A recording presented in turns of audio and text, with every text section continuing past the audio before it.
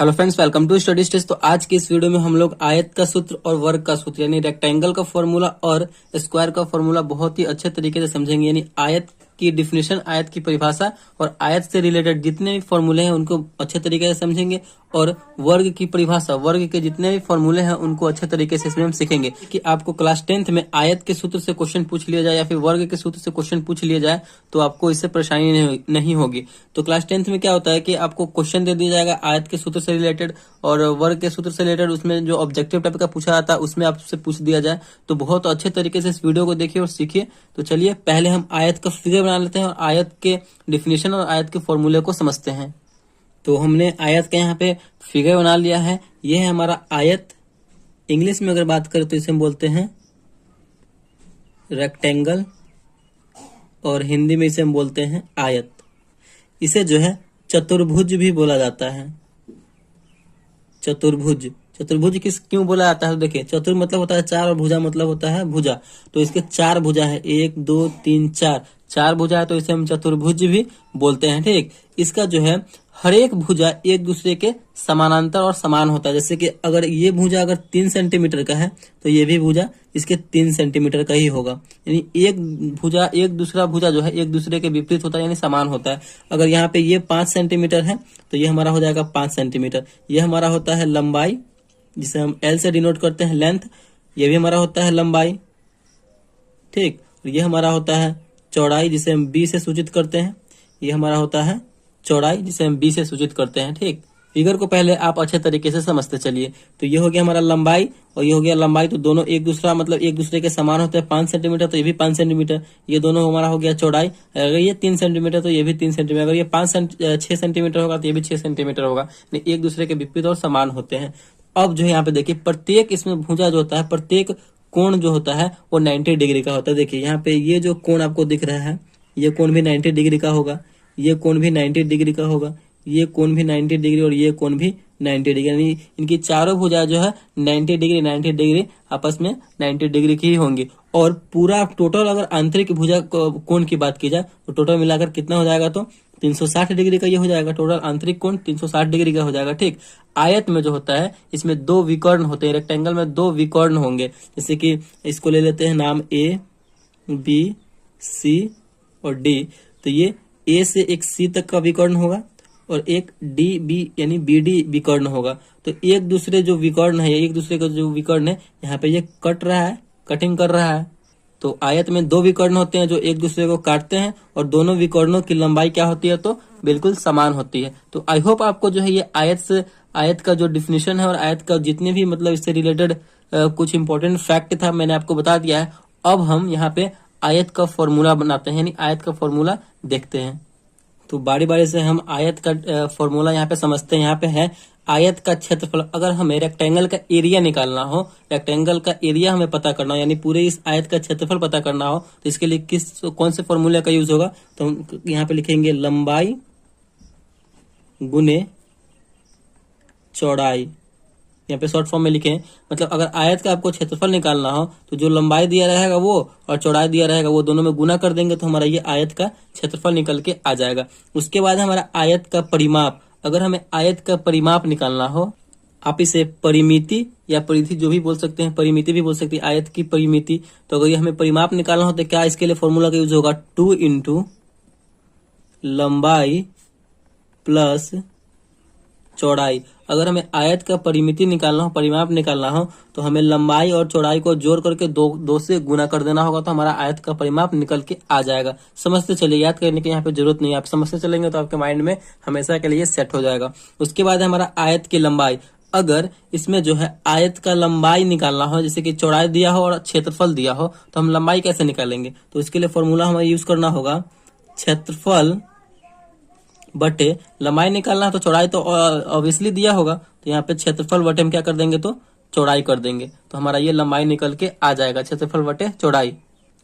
उसके बाद है हमारा आयत की चौड़ाई। अगर आयत की चौड़ाई निकालनी हो तो हमें लंबाई दिया रहेगा और क्षेत्रफल दिया रहेगा, तो कैसे निकालेंगे? क्षेत्रफल बटे चौड़ाई निकालना हो तो लंबाई तो दिया रहेगा, यहाँ पे क्षेत्रफल बटे यहाँ पे लंबाई करेंगे तो हमारा ये आयत का चौड़ाई निकल के आ जाएगा।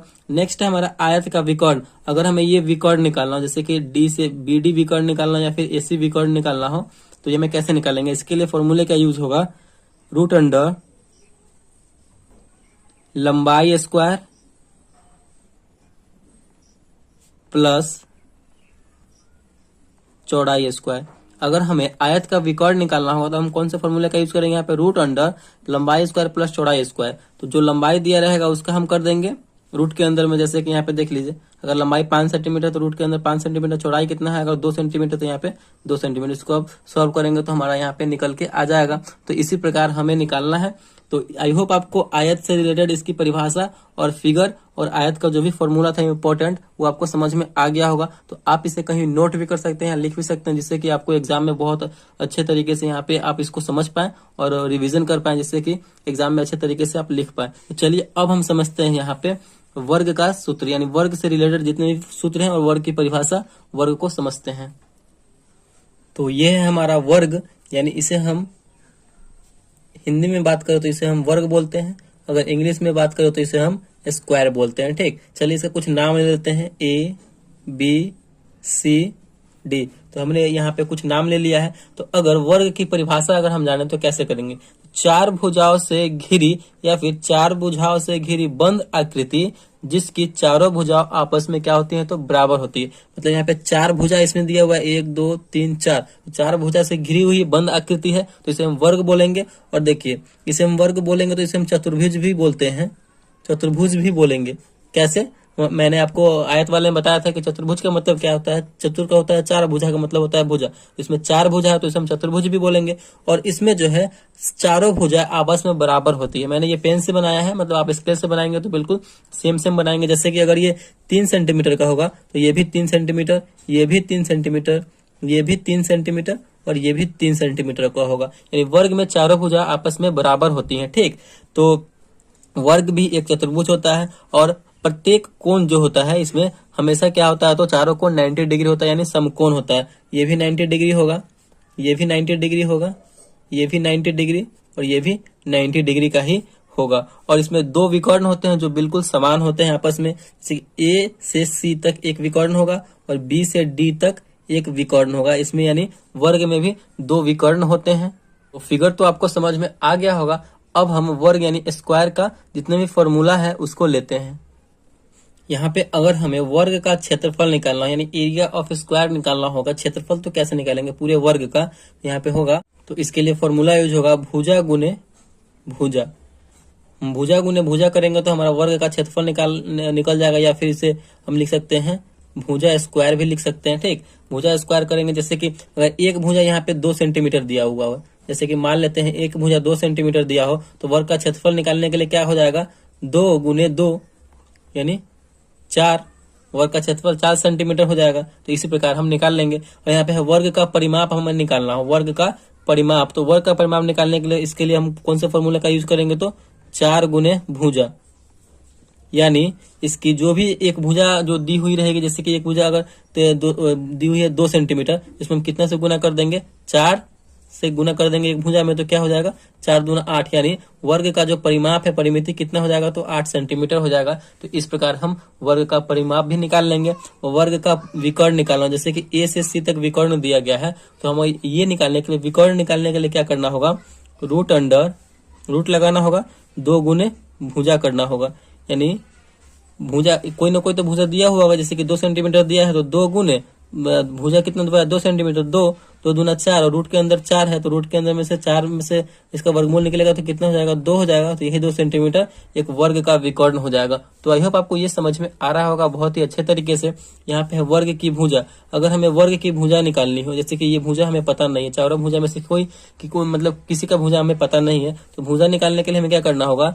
यहाँ पे हम रूट अंडर क्षेत्रफल हमारा दिया रहेगा। क्षेत्रफल अगर भुजा नहीं दिया हो तो क्षेत्रफल एरिया दिया रहेगा। यहाँ पे रूट अंडर हम क्या कर देंगे? तो क्षेत्रफल कर देंगे, तो हमारा ये यहाँ पे इसका वर्ग का एक भुजा निकल के आ जाएगा। या फिर आप ऐसे भी कर सकते हैं, क्षेत्रफल नहीं देकर के परिमाप दिया हो तो परिमाप बटे में 4, परिमाप बटे में 4 करेंगे तो आपका वर्ग का एक भुजा भी दिया यहाँ पे निकल जाएगा। तो आई होप आपको आयत का सूत्र और वर्ग का सूत्र बहुत अच्छे तरीके से समझ में आ गया होगा। तो आप इसे कहीं लिख भी सकते हैं और अपने माइंड में सेट कर लीजिए, जिससे कि आपको क्लास 10th में बहुत ही कम परेशानी हो इसको याद करने में और लिखने में। तो चलिए, अगर वीडियो आपको अच्छा लगा और पसंद आया तो प्लीज वीडियो को एक लाइक कीजिएगा और चैनल पर नया है तो चैनल को सब्सक्राइब जरूर कीजिएगा।